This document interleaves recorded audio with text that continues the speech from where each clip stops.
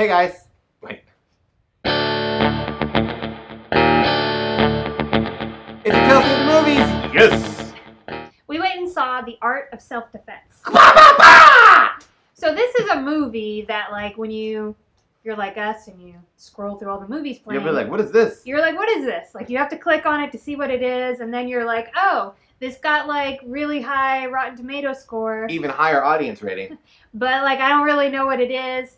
And then most of the time we don't end up seeing this movie because there's other, like, big blockbusters that we end up seeing. This movie reminds me of the kind of movie where I'll be at home, Rachel's like, I want to watch a movie. I'm like, okay, let's watch a movie, Rachel. And then Rachel will come up with this movie. I'm like, what is this? Where did you find this movie? A movie I've never heard of. Like, if you see our watch list, like, it's full of, like, movies that we may watch someday. Maybe someday. If the conditions are perfect. Yeah. But we usually end up, we haven't seen most of them. Conditions happen to be perfect. They were perfect for this one because the only other movie out that we wanted, or two other movies out, but one was too early and the other one was too long. So The Art of Self-Defense is a dark comedy starring Jesse Eisenberg, who I think was in the Facebook movie. I think he was the lead in that. Okay. But you've seen him and stuff. Thing online described it as a dark comedy, pretty violent. We knew that going into it. Yeah, it's a violent, very violent also comedy. Part like thriller comedy in like the way that you're like, well, how is this going to unfold and who does what kind of thing. Yeah. But very unique, and I'm going to say it's hard to place this movie in a genre. I would say like the only movie I can remember really that I saw, this is going back a little bit, was Death to Smoochie. Remember that movie? Yeah. Was also dark. This seems like a little different. It seems this a little more different. Violent. But like in that vein, or like we saw Cold Pursuit. Yeah, I like think Cold it was Pursuit. like Cold Pursuit. Yeah, it was more like Cold Pursuit. But the visual quality was different, almost like you were watching it in 1991. It was not crisp, clear, and clean and high def. Setup for the movie is this guy is pretty like meek in like the worst form of the word. And yeah, he kind of a doormat. He might be on the spectrum a little bit. Yeah, like he doesn't know how to interact with people. Gets attacked. He is like beaten to a pulp. Gets mugged. And this kind of changes. Like he's like, I've got to do something. And he ends up joining a karate dojo. Kelsey, go, wait, or skip. I'm going to say wait to see this movie, with the caveat that this isn't everybody's cup of tea. So I liked this movie. I liked it because it was a weird, different story that was somewhat predictable as it unfolded. But I like when people in Hollywood write interesting stories and make weird little movies, because I think we need more of that. So I'm going to say wait to see this movie, except that if dark comedy isn't your genre, don't go see this movie. There's no reason to see this movie. I think it's a very specific set of people out there that I happen to fall into a little bit. I also say wait to see this movie, and I have the same caveat. If you are uncomfortable with violence, then I'm going to say skip it. But I did think it was a really well-made movie. It was really interesting.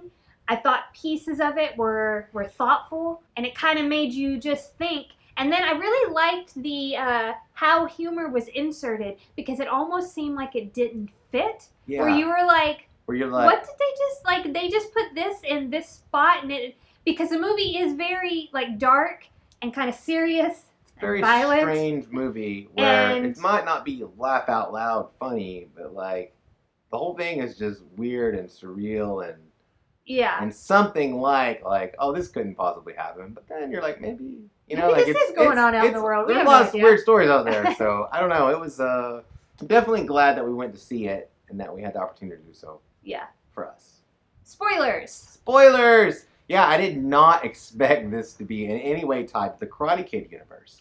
But Danny LaRusso's in this. The crane thing happens. It is nuts. So I read the synopsis of this movie on the AMC app. It used the term toxic masculinity. And that can be a little triggering, but after you see the movie, you can see like why that was brought up in the movie with the Sensei of the dojo being that version. Like, he literally, like, there's a female in the class, and he's like, she'll never be a black belt. She'll, like, she has weak hands. He realized, like, finally that she'll never be a man. She'll never be a man. So you can definitely see maybe how that plays out in the movie. what I thought was interesting about this movie, playing opposite this guy, you have this really quiet, guy that gets walked all over. Then you have the woman in the class. And then essentially what you have is this guy whose name is Casey. He's the hero of the movie, right? He like kind of overcomes some of his fears, really like leans into just who he is as a person, and then at the end he's the one that like saves this class from this like really sick dysfunctional guy, right? Who like has murdered people. And well, kind of, he saves them in this little weird dysfunctional stupid universe. In reality, if you're participating in a weird little system that's full of secret murders, that's not the way to fix that system. No, but the people felt like they were blackmailed. So, like, somebody was like, I can't leave, like, that the Sensei would kill them. At the end of the movie where that one guy killed his dog, so, like, his other dog killed that guy. He murdered that guy. Right. Like so he uses the same, okay, I get what you're saying. He also murdered Sensei. I mean, there's other ways to go. I'm just saying that it's this movie, if you just take it for its little story in the universe, but I wouldn't say... It's not like a tale of morality that you should follow. What I was going to bring up was that they use the term, like, toxic masculinity in the synopsis, and then in the movie it was clear that this guy was a chauvinist, and this was a big part of the movie, having this woman in it, but that it was the man that was the hero. So he's the one that like overthrows the Sensei, and then he gives her the black belt. So it's kind of like the man, it was like her knight in shining armor, and I was like, well, isn't that like not the point? And then at the end, he mansplained everything to her. It's just like, I just thought it was an interesting thing, so it makes me think that the makers of the movie don't actually fit into any kind of boxes that we want to put. But again, like it was written in an interesting way. I liked some of the more subtle little pieces of off-putting comedy that was in it. Even just the way that his answering machine talked to him. Like they went to they put a lot of thought into really small details in this movie. Right. Made so like an interesting experience. He comes back after he's been in the hospital for a while, and like he has one message on his machine. And the point is that it was his boss to drive home, that he has one message after he's been in the hospital because he doesn't have anybody else's life. And so like the message plays, and then the answering machine is like, you have no more new messages. No one else has called you. Like it says something like that. Like just in little like things. The same little recorded voice. And even the way her voice would say it. Yeah, almost like his answering machine was judging him, but like there were little small touches like throughout all the movie. But it was very dark. The Sensei, like I close my eyes, but he breaks somebody's arm like in class. The girl like beats somebody almost to the point of death. We see like the end, like a suicide. We don't see the suicide, but we see the result of a suicide.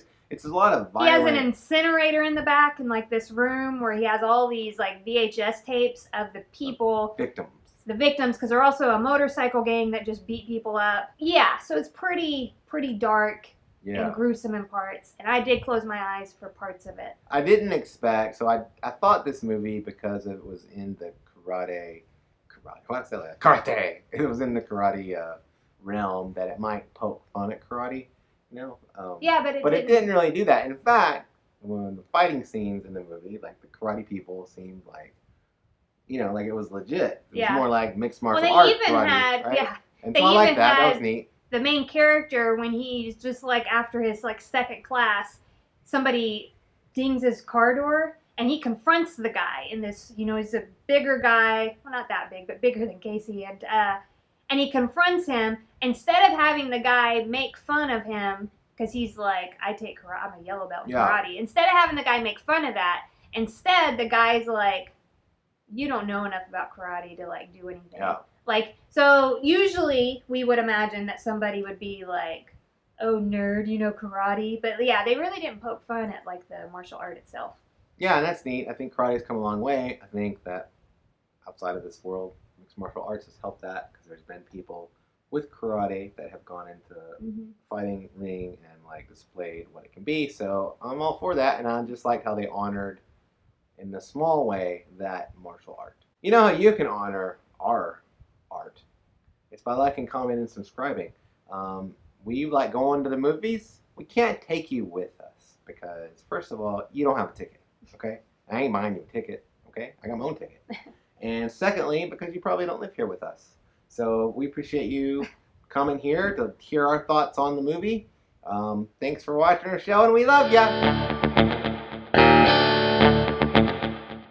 Saw The Art of Self-Defense, and it's starring Scott Eisenberg. Yeah. I want to say. Is who it was Scott Eisenberg? I think his name's Jesse Eisenberg. Wait, well, my phone's right over there. Are there more than one Eisenbergs?